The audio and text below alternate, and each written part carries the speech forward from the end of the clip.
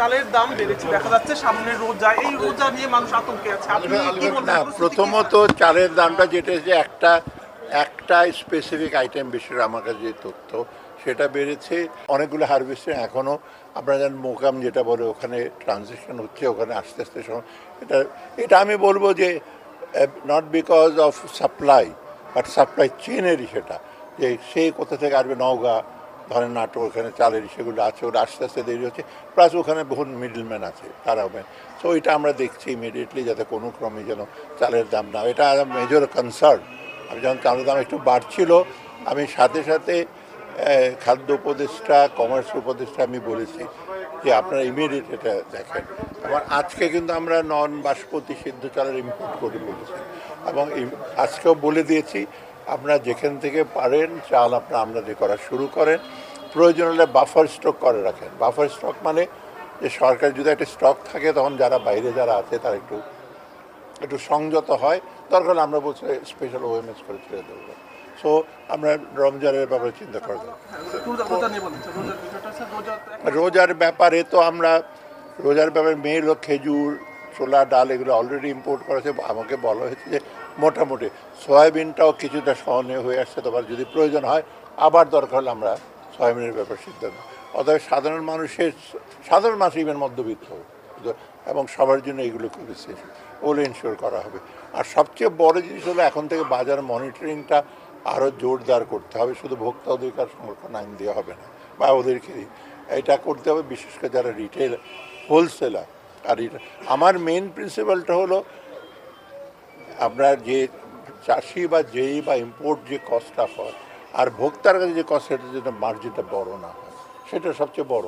এখন ধরেন আপনার বাঁধাকপি 19 টাকা দিয়ে খান, ওদিকে কৃষকরা আবার বলছে যে আমরা এত কম কেন। পেঁয়াজ 40 টাকা নেমে গেছে, তাই না? আমরা চেষ্টা করছি, লোকজনের একটু বুঝতে হবে 200 টাকার পেঁয়াজ 40 টাকা নেমে আসছে এখন মহানন্দে। আরেকটা যদি 1 টাকা বেড়ে যায় তখন আমরা চাচ্ছি যে কোনোরকমভাবে যে এই পিকস অ্যান্ড ট্রাফস হয়, যেটা আমাদের দেশে একটু বেশি হয়, বেড়ে যায় আবার নেমে যায়। পৃথিবী একটা সব উন্নত দেশে কিন্তু প্রাইসগুলো মোটামুটি কিন্তু একটু ইসে থাকে।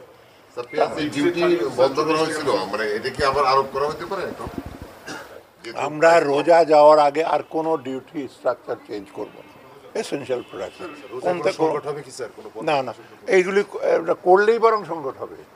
আমি পলিসিতে যদি এখন চেঞ্জ করি এগুলি তখন ঝামেলা হবে।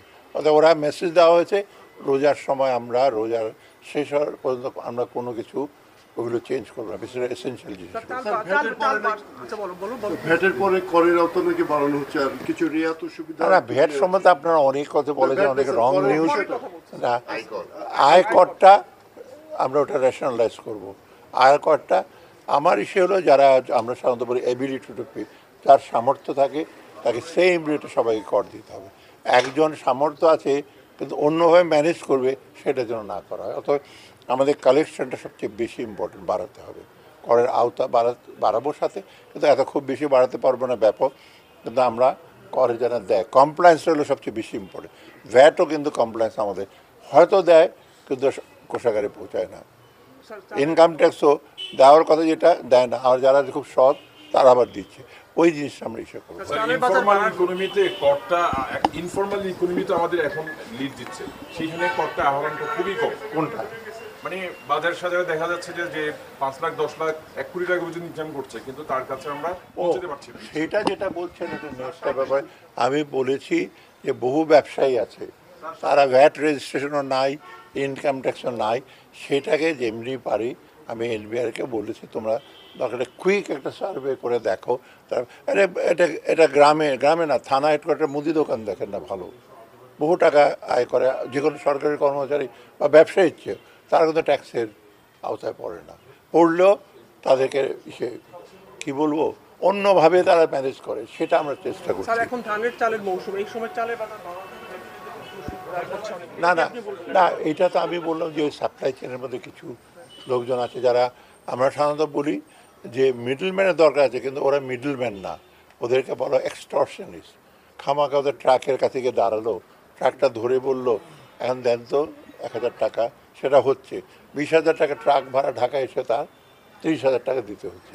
ওইগুলোকে আমরা চেষ্টা করছি অ্যাড্রেস করা যায়। অ্যাড্রেস করছেন বা করতে পারবেন বাইরে কিছুটা করা যাচ্ছে। আবার এখানে আমি বলছি সবার সহযোগিতা যারা ডিফিকাল্ট, কারণ আপনি কনটেক্সটটা কি, যারা চাঁদা বা দেশের লোক তো তারা ইন্টারিম গভর্নমেন্টের লোকরা ওরা এবং বিলং করে ডিফারেন্ট ক্যাটাগরির লোক।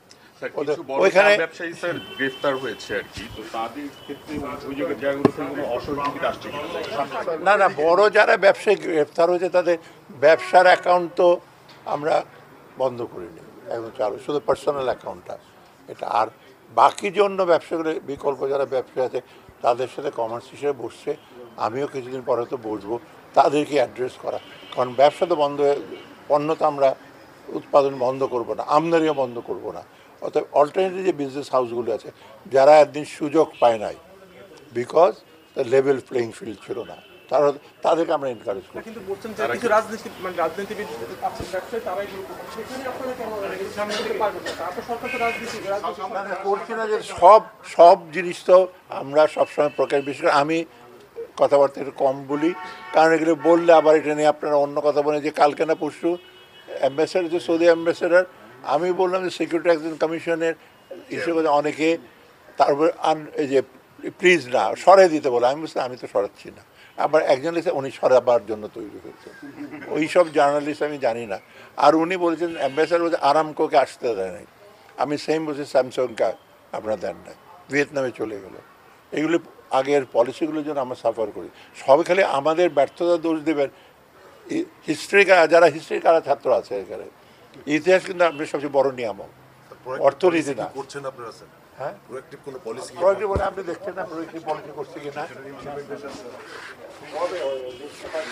আরে প্রোয়েক্টিভ পলিসি না করলে বাংলাদেশের অর্থনীতি যে পর্যায়ে গেছিল, এই 22 বিলিয়ন রিজার্ভ হতো না, $4.5 বিলিয়ন যে পেমেন্ট ডিউ ছিল সেটা হতো না যদি আমরা অ্যাকশনগুলি না নিতাম। এখন যে মূল্যস্ফীতি, আপনি সন্তুষ্ট এই মূল্যস্ফীতি নিয়ে? মূল্যস্ফীতি মোটামুটি এবার কমেছে 1%। তো আমি মনে করি যে ট্রেনটা যদি আরেকটু বেটার হয়, আমরা আশা করছি যে আরও কমে যাবে।